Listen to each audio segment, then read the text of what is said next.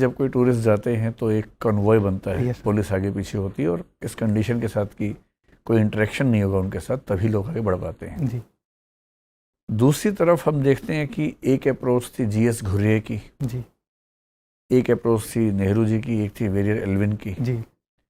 आप मुझे तीनों अप्रोचेस बताइए क्या थी, और मुख्य धारा के लोगों का ट्राइबल्स के साथ इंटरेक्शन जी अलग अलग भारतीय क्षेत्रों में कैसे कैसे हुआ। जैसे आप मीना ट्राइब से हैं, जी जी मीना ट्राइब जिस तरह से मुख्य धारा के साथ कनेक्ट हुई और जारवे ट्राइब को जिस तरह से मुख्य धारा से दूर रखते हैं, जी इस मामले में तीनों पॉलिसीज क्या थी? जी कौन सी पॉलिसी आपकी राय में सबसे बेहतर है? जी। सर, जब भारत में ट्राइबल डेवलपमेंट के बारे में सोचा गया तो सर सबसे पहले वेरियर एल्विन जो थे उन्होंने सर एक स्ट्रेटेजी प्रपोज की, एसिमिलेशनिस्ट, मतलब ट्राइबल्स को आइसोलेशनिस्ट स्ट्रेटेजी उन्होंने मुझे प्रपोज लगा की। आप बड़ी भारी भूल कर रहे हैं। Sorry sir.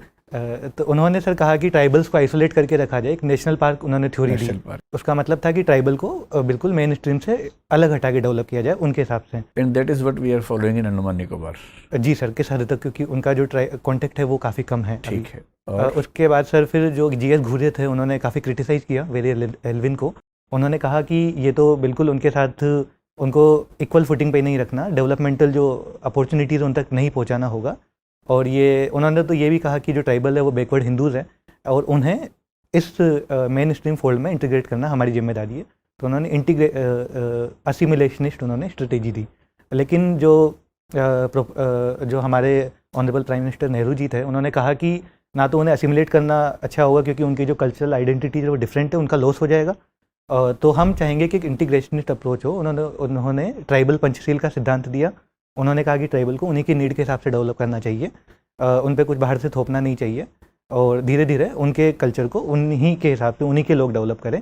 तो अभी वो हम सर करंटली फॉलो करते हैं। सेंटिनल आइलैंड क्या है और वहाँ की ट्राइबल जो यूनिकनेस है वो क्यों बड़ी महत्वपूर्ण है हमारे लिए? जी सर, अंडमान एंड निकोबार द्वीप समूह में सेंटिनलीज एक आइलैंड है। वहाँ पे सर सेंटिनलीज सर एक ट्राइब रहती है। सर उस ट्राइब का इतिहास ये है कि उनसे जब भी कांटेक्ट करने की कोशिश की गई तो वो सर सफल नहीं हुई। तो धीरे धीरे सर गवर्नमेंट ने जो पॉलिसी अपनाई कि हमारी आइज़ ओपन रहेगी लेकिन हम उनके साथ कुछ इंटरफेयर नहीं करेंगे। क्या हाल ही में कोई दुर्घटना घटी है उस? जी सर, एक अमेरिकन मिशनरी, सर मैं अगर गलत नहीं हूँ तो उनका नाम जॉन चाउ था।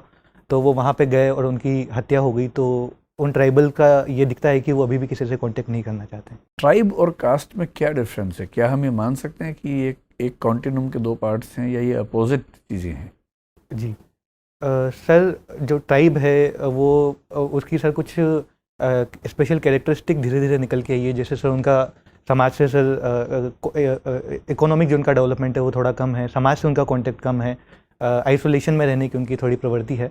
कास्ट सर जो मेन स्ट्रीम हिंदू सोसाइटी है, सर इन दोनों को एक कंटिन्यूम माना जा सकता है। आपको नहीं लगता कि बीना समाज को ट्राइब की जगह कास्ट मान लेना चाहिए, क्योंकि सारी विशेषताएं वो अप्लाई हो रही हैं जो कास्ट की हैं, न कि ट्राइब वाली? जी सर, इस मामले में सर ट्राइब कास्ट कंटिन्यूम एक स्केल दिया प्रोफेसर सच्चिदानंद सिन्हा ने। तो उन्होंने कुछ कैरेक्टरिस्टिक ली और उन्होंने कहा कि एक 10 पॉइंट आई थिंक सर उनका एक स्केल था, उसके हिसाब से उन्होंने सर ट्राइबल को इंक्रीजिंग असिमिलेशन के मामले में बताया। लेकिन सर मीना जो जनजाति है उसका अपना एक इतिहास है, अपना एक कल्चर है जिसे वो प्रिजर्व करना चाहते हैं। तो सर अभी तो मीना जनजाति को सर कॉन्स्टिट्यूशन के हिसाब से भी शेड्यूल ट्राइब में दिया गया है। तो अभी सर उनको पार्लियामेंट को लिस्ट बनानी होती है, पार्लियामेंट इस लिस्ट से उस लिस्ट में डाल ही सकती है। बिल्कुल सर डाल सकती है, लेकिन अभी सर जो उनकी यूनिक आइडेंटिटी है उसके हिसाब से तो सर वो अभी ट्राइब में ही काउंट। क्या यूनिक है जो अभी मीना समाज को एक ट्राइब के रूप में डिफाइन करता है? जी सर, मीना समाज का सर जो पहली बात तो सर उनका कल्चर, जो उनका पहनावा है वो सर यूनिक है।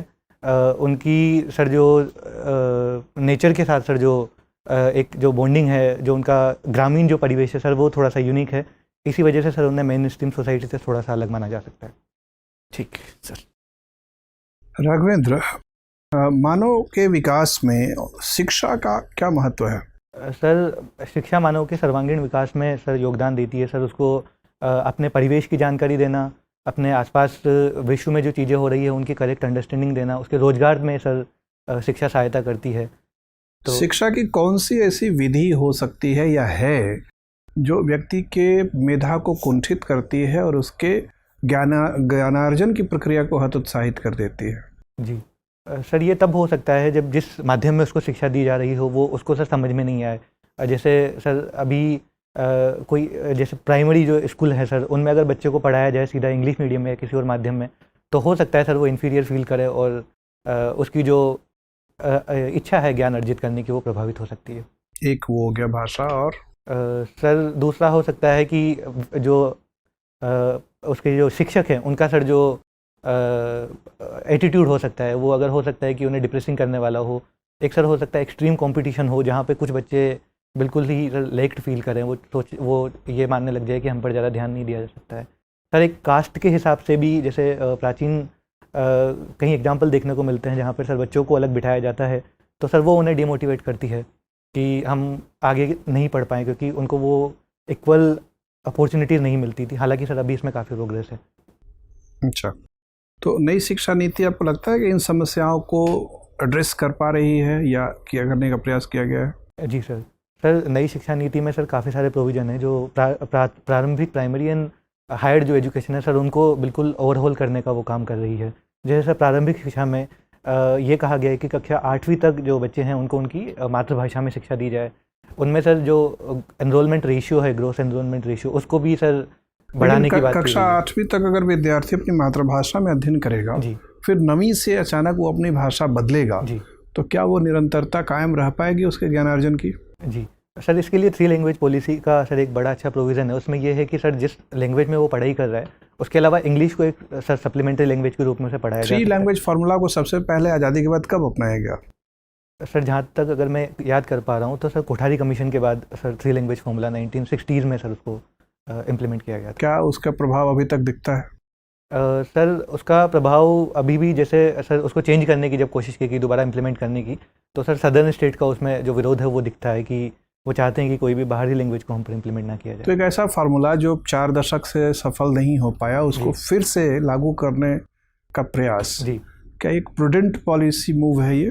सर इसमें इस बार सर जो छोटा सा परिवर्तन इन्होंने सरकार ने जो किया है उसमें ये है कि पहले सर हिंदी को कंपलसरी बनाया गया था कि हिंदी सदर्न लैंग्वेज और कोई एक भी रीजनल लैंग्वेज आप सीख सकते हो। अभी उन्होंने कहा है कि एक आपकी जो रीजनल लैंग्वेज है उसके अलावा कोई भी 2 लैंग्वेज आप ले सकते हो। शर्त यह है कि कोई भी जो 2 लैंग्वेज है वो भारतीय जो 8वां संविधान है, शेड्यूल है, उससे आप लेंगे। तो अब हिंदी को सर उन पर थोपा नहीं गया है किसी भी स्टेट पर किसी भी लैंग्वेज को। अच्छा जी, इंडस्ट्री की अपनी ऐसी शिकायत है जी, कि हमारे इंजीनियरिंग कॉलेज में या टेक्निकल इंस्टीट्यूशन में जो बच्चे पढ़ाए जा रहे हैं, जो उनको ज्ञान दिया जा रहा है, जी सर, वो बेकार है, वो उनको एम्प्लॉयबल स्किल नहीं दे रहा है। तो आपको लगता है कि नई शिक्षा नीति से ये दोष खत्म हो जाएगा?